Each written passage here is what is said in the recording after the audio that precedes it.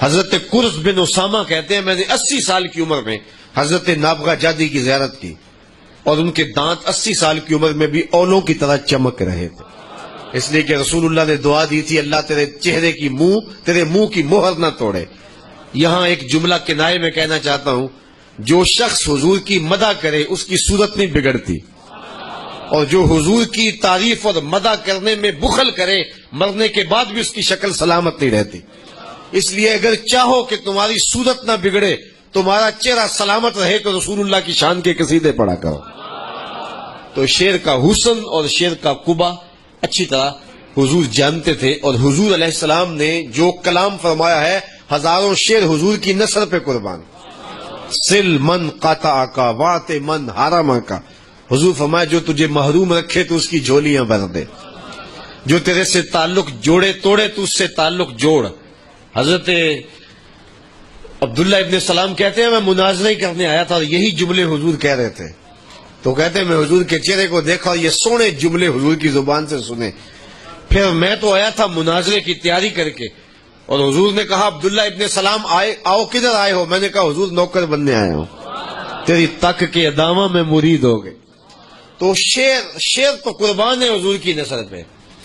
تو حضور علیہ الصلوۃ والسلام باقاعدہ شعر نہیں کہتے تھے، اگرچہ کبھی ایسا ہوا ہے کہ حضور نے ایک جملہ کہا تو وہ وزن شعر پہ آ گیا، جس طرح حضور نے ایک غزوے کے موقع پہ کہا انا نبی لا کذب انا ابن عبد المطلب، میں نبی ہوں اس میں کوئی جھوٹ نہیں، میں عبد المطلب کا بیٹا ہوں۔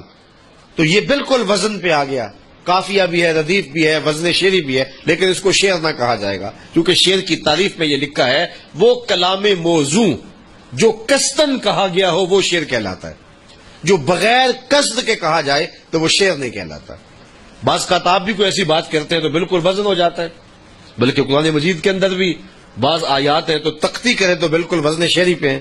وہ پیر نصیر الدین علیہ رحمہ کا ایک شعر ہے، بدشت شقاوت تواں گشتہ گم سواء علیہم انذرتہم۔ تو اب بالکل دیکھیے کہ یہ شعری وزن ہے، اب اس آیت کے اندر وزن شعری پایا جا رہا ہے، لیکن شعر اسے کہتے ہیں جو قصد شعر کے ساتھ موضوع کلام کیا گیا ہو۔ فارسی کا بہت بڑا شاعر ہے فردوسی۔ اچھا یہ بالکل چھوٹا تھا، بچہ تھا، تو اس کا باپ اپنے دوستوں کے ساتھ برآمدے میں بیٹھا ہوا تھا، تو اندر مرغی نے انڈا دے دیا، تو فردوسی بھاگتا بھاگتا آیا، وہ انڈا دے دے نا مرغی تو بچوں کو بڑا چاؤ ہوتا ہے، تو وہ دوڑا دوڑا آیا اپنے باپ کے ساتھ اور کہنے لگا بابا بابا ماں کی در خانہ ماں بیزہ داد، اے ابا ابا ہمارے گھر میں مرغی نے انڈا دیا ہے۔ تو یہ بالکل کلام موضوع تھا۔ تو فردوسی کے والد کے دوست کہنے لگے کہ ہمیں لگتا ہے کہ تیرا بیٹا کل کو بڑا شاعر بنے گا۔ پھر زمانے نے دیکھا کہ فارسی میں دنیا نے فردوسی سے بڑا شاعر نہیں دیکھا، تو اب اس کا کلام موضوع اس کو شعر نہیں کہا جا سکتا۔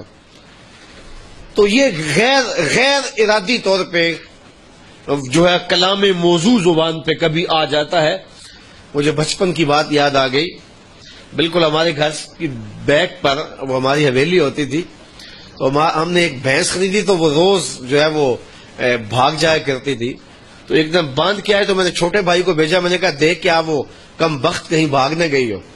اچھا جب وہ گیا نا تو وہ رسہ تڑوا کے اور وہ قلعے سمیت جو ہے وہ جا رہی تھی، تو وہ بچہ تھا چھوٹا، ڈر گیا تو فوری بھاگتا آیا، تو میں دروازے میں تھا تو مجھے کہنے لگا مجھ پٹ کے لے گئی قلعہ۔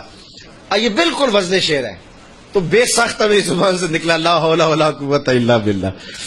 تو اب اس کو آپ شعر نہیں کہہ سکتے، کلام موضوع ہے، لیکن غیر ارادی اور غیر اختیاری طور پہ جو ہے یہ موضوع ہو گیا۔